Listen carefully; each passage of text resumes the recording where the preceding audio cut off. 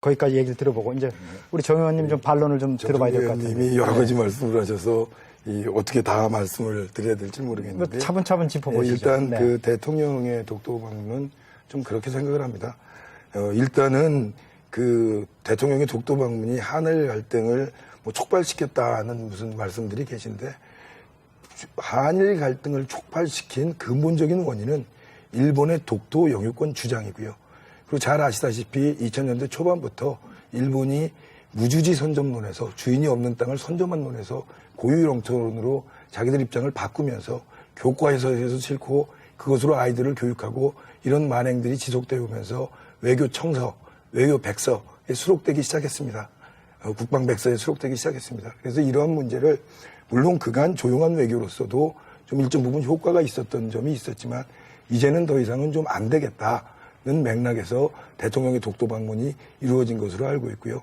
이게 분명히 우리가 인식해야 될 것은 뭐 어찌됐건 저찌됐건 대한민국 대통령이 독도에 방문을 한 것이다라는 사실을 좀 인정을 하면서 힘을 모아야 될 필요가 있지 않나 하는 생각을 합니다. 그리고 그 한일정보협정 관련해서는요. 이 부분이 이제 노무현 대통령 때서부터 국방부에서 좀 실무적으로 추진이 됐던 건데 뭐 저도 지적했듯이 잘못된 겁니다.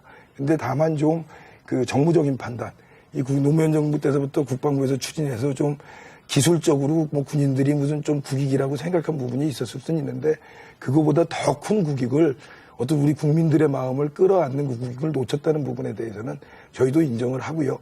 그래서 그 부분에 대해서는 지금 그 어떤 정부도 일종의 반성을 하고 있는 걸로 알고 있습니다. 그리고 그 이명박 대통령이 정권 초기에 그 사과를 요구할 의향이 없다는 부분은 한일 관계가 일본이 이런 만행을 저지르지 않고 좀 정상적으로 갔을 때 미래지향적인 한일 관계를 위해서 한 걸음 더 나아갈 수 있다는 것이지 지속적으로 이런 만행이 지속되고 있는데 우리가 사과를 요구하지 않는다는 그런 의미는 아니었다는 말씀을 드리겠습니다.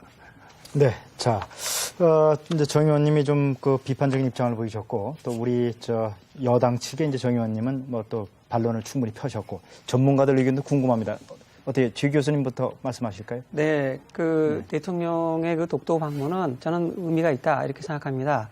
이 최고 통치권자 또 국가 원수가 행사할 수 있는 최고 수준의 그 영유권 확인 조치다. 네. 그런 점에서 의미가 있다 이렇게 생각이 되고요. 또 그 정부에서 설명하는데 것과 마찬가지로 이것은 지방 순시다. 우리 국가 원수로서 우리나라 땅에 언제 어느 때든 갈 수 있는 거거든요. 네. 그런 점에서 우리가 이 점을 생각하고 이건 어떤 당당한 영토 외교의 일환이다 이렇게 봐야 될 것이다 이렇게 생각이 되고요. 아까 우리 정 의원님께서 한 가지 조금 약간 듣기 거북한 말씀하셨는데 박정희 정부에서 이 독도 문제에 대해서 무르게 대응하고 마치 오늘날의 일본의 그 영유권 주장이 박 대통령 이해영 교수님께서 그런 주장을 하셨죠. 제가 한 게 아니고 그랬나요? 죄송합니다. 착각을 느꼈습니다. 그 얘기부터 먼저 들어볼까요? 이 교수님 얘기서부터. 아니 그거 제가 뭐냐면 65년 5월달에 그 존슨 대통령이 그 당시에 박 대통령이 방문을 했는데 그때 독도를 일본과 공유하는 게 좋겠다. 공동 등대를 설치하라는 이런 제안을 하고 미국 대통령이 제안을 했죠. 그렇죠. 네. 제안을 했는데 박 대통령은 이에 대해서 있을 수 없는 일이다. 이렇게 반박을 했고요.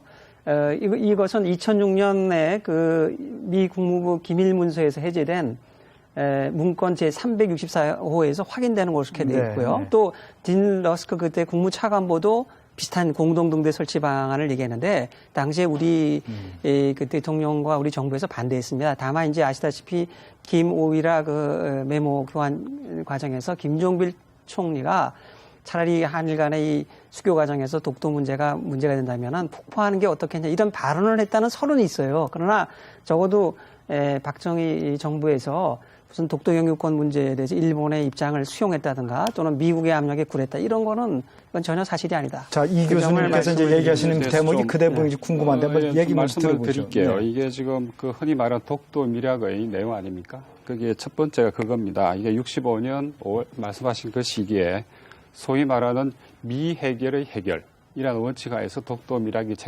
사인이 된 거 아닙니까? 그 첫 번째가 이래 되어 있습니다.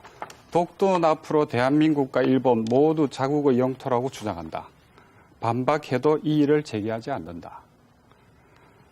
이게 이제 그 뒤에 이제 독도 미락의 내용들이 알려지고 이렇게 흘러나왔는데 이 당시에 서명했던 사람이 박정희 정권 당시에 정일권 국무총리하고 일본 쪽에서는 우노 소스케였습니다. 당시 실력자였죠. 그렇다면은 일본의 입장에서 보면은 서로 각자가 독도에 대해서는 각자가 이 영유권을 주장을 할 수 있다고 하는 거 우리가 인정을 해버린 거거든요. 그런데 물론 밀양이기 때문에 이게 어디까지 법적 효력이 있는지는 뭐 논란이 있을 수 있습니다. 그러나 그 뒤에 전두환 정부 때 가서는 어떻게 했습니까? 독도를 천년기념물로 지정을 해서 사람들이 못 들어가게 했거든요. 그 다음에는 이 부분은 제 교수님 잘 아실 텐데 90대 말에 가서는 특히 이 독도에 있는 거 중간 수역이라고 하는 있을 수 없는, 다시 말해서 독도와 일본 사이의 그 어업 구역을 획정함에 있어 가지고 이걸 나누자, 서로가 같이 이용하자. 아니 우리 땅 우리 바다인데 왜 나눕니까? 해서 지금 말씀드린 독도 미락의 내용들이 그 이후에 20년이 넘는 과정에 사실은 쭉 일관되게 관철돼 왔다는 거죠. 그렇기 때문에 제가 이 독도 문제에 우리 내부에도 원인이 있다. 특히 박정희 정권, 전두환 정권, 그다음에 김영삼 정부에 이르기까지 이 문제에 대해서 이제 좀 털고 가자는 이야기입니다. 그 관련해 갖고 저는 박정희 정부에서는 그 당시에 국제사회에서 이 배타적 경제 수역이라는 제도가 등장하지도 않았고 1960년대에는 영해가 3회이었거든요. 네. 그리고 독도 영유권 문제는 물론 국교 정상화 과정에서 한일간 논쟁이 있었지만은 수교할 때는 이 문제는 논외로 했고요. 그래서 삭제됐죠. 독도 영유권은 훼손되지 않았습니다. 그런데 이제 그 94년에 유엔 해양법 협약이 발효가 되고 한일 간에 이제 95년경에 배타적 경제수역법을 제정을 해가지고 이게 한일 간에 400캐리가 넘지 않잖아요. 그래서 중복 수역이 생김으로써 경제수역을 경계 획정하는 과정에서 이제 한일 어협정 협상이 이제 시작이 되잖아요. 그런데 아시다시피 97년 말에 이제 우리 외환 위기가 닥치게 되고 98년에 김대중 정부가 수립되면서 우리가 그때 외환이 부족했단 말이죠. 그래서 일본으로부터 긴급 IMF 구제 금융에서 30억 달러 빌리는 조건 하에서 굉장히 불리한 조건 하에서 김대중 정부가 이 한일 어협정을 이 속전속결하는 방식으로 체결을 했어요. 그래서 99년 1월에 발효가 되는데 지금 말씀하신 것처럼 신한일 어업협정이라고 불리는 이 신어업협정에서 중간 수역하고 또 그 배제 조항이라고 제15조에 규정되어 있는데 이것이 들어감으로써 상당히 우리 독도 영유권의 훼손을 가져왔다라는 것이 학계의 그 상당한 학자들이 주장하는 견해입니다. 알겠습니다. 잠깐만요. 제가 여기서 시간이 하나 제가 나눠가지고 아까 방금 말씀하신 그 내용에 따르면은 그 IMF 때문에 이제 그런 상황적 조건 때문에 김대중 정부가 이런 중간 수역이라고 하는 걸 받아들였다고 말씀을 하시는데 이 중간 수역이 우리 흔히 지금 우리가 문제 삼고 있는 이 부분은 김영삼 정부 때입니다. 이미 받아들였던 거고 그 이후에 공동 수역을 설정한 건 김대중 정부 때 아닌가요? 그건 사인을 했죠. 그러니까 중간 수역이라는 이 문제를 받아들인 건 이미 협상이 그 이전부터 진행이 되어 왔기 때문에 김영삼 정부 때 이미 이런 것들 다 들어가 있었어요. 아니죠. 그때는 뭐냐면 배타적 경제 수역의 기점으로서 일본은 독도를 기점으로 해서 200캐리를 서가야 된다. 한국은 울릉도로부터 200캐리 한다. 이러면서 아직 어협정이 완전히 타결되지 않은 상황이었습니다. 결과적으로 잠깐만요. 제가 잠깐만 좀 끼어들겠습니다. 사실은 저는 우리 정부가 그런 주장한 거는 문제가 있었다고 봅니다. 우리가 지금 이제 이 한일 이 지금 현중 갈등을 좀 문제 원인을 이제 짚는 과정에서 물론 우리 내부의 문제도 돌아봐야 되겠지만 사실 우리가 이제 여야 입장이 갈리긴 했습니다만 이번 문제 1차적 책임은 우리가 일본에 있다는 걸 우리가 이제 다 공히 인정하는 건 아니겠습니까? 그런데 우리가 이제 사실은 가야 할 주제들도 많은데 너무 우리 내부의 책임이 야당한테 있는 여당한테 있는 것만 얘기하다 보면 독도 미락에 대해서 한 말씀만 드리면요. 일단 독도 미락은 일본 정부에서도 부인을 했고 우리 정부에서도 없다 그랬고 제가 최근에도 우리 정부 측 인사한테 몇 번을 따로 만나서도 물어봤는데 이것은 존재하지 않는다는 답변이 있었습니다. 그리고 공식적으로 그렇겠죠.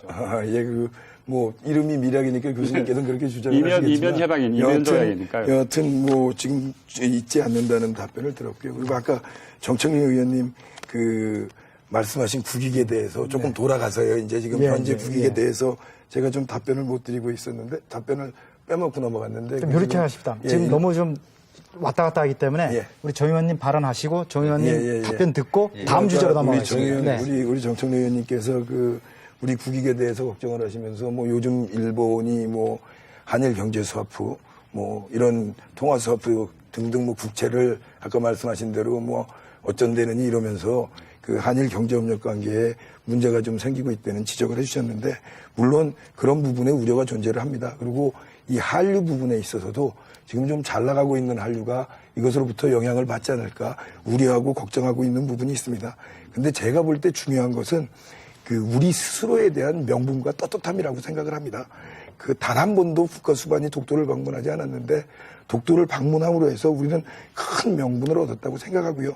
물론 이런 점이 조금 있지만 그 일본과의 그 지금 경제협력에서 우리가 통화 스와프를 맺은 그 700억 불 정도는 한 번도 쓴 적도 없고요. 일본이 우리한테 투자한 대부분의 자본은 제1농포 자본이 많습니다. 그래서 어느 정도 우리가 감내할 것을 감내를 하더라도 이 부분을 우리가 짚고 넘어가고 해결해야 될 때가 됐다는 말씀을 좀 드리겠습니다. 정 의원님 뭐 저도 발언하시겠습니다. 몇 말씀 드리겠습니다.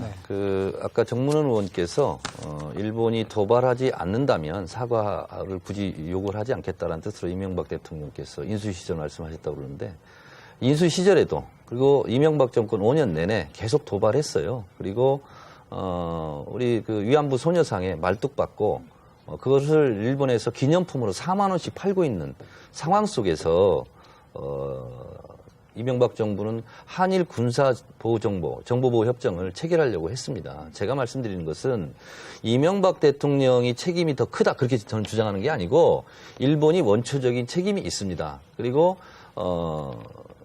2차 세계대전이 일본의 패전으로 끝나고 그리고 독도, 울릉도, 거문도 다 이게 한국 땅이라고 이미 다 명시가 돼 있고 샌프란시스코 협정이라든가 파리 조약이라든가 포츠담 카이로에서 다 이미 확인한 거예요. 더 이상 독도가 한국 땅이냐 아니냐는 가지고 논쟁을 저는 하는 것이 아니라 이것을 지키는 것이 문제잖아요. 그런데 지키는데 조용한 외교가 낫느냐 아니면 벌집 쑤시듯이 시끄러운 외교가 낫느냐 했을 때 이명박 대통령의 독도 방문이 못 갈 것은 아니지만 그것에 대해서 비판할 건 아니지만 굳이 2탄, 3탄으로 일본에서는 신적인 존재로 신성 불가침하게 하는 일왕까지 느닷없이 맥락 없이 공격함으로써 일본 우익들의 준동을 불러일으키고 그리고 그것이 일본 정치인들의 자기 총선에 이용하는 그런 먹잇감으로 전락시킨 것이 전략적 사고의 부재였고 결과적으로 국익에 엄청난 손실이 있는 거다라는 겁니다. 제가 말씀드린 부분. 네. 그런 것이고요. 네. 그래서 이제 사회자께서 말씀 그만하시라니까 제가 하겠는데 결과적으로 국익에 도움이 됐네요. 이것이 일본이 계속 독도가 자기네 땅이라고 주장한다고 해서 독도가 일본 땅이라고 생각할 한국 국민이 누가 있겠습니까? 그리고 일본에도 얼마나 있겠습니까? 그런데 문제는 이것을 우리가 지키는 차원에서 과연 이명박 대통령이 지혜로웠느냐? 그렇지 못했다 저는 이렇게 생각합니다.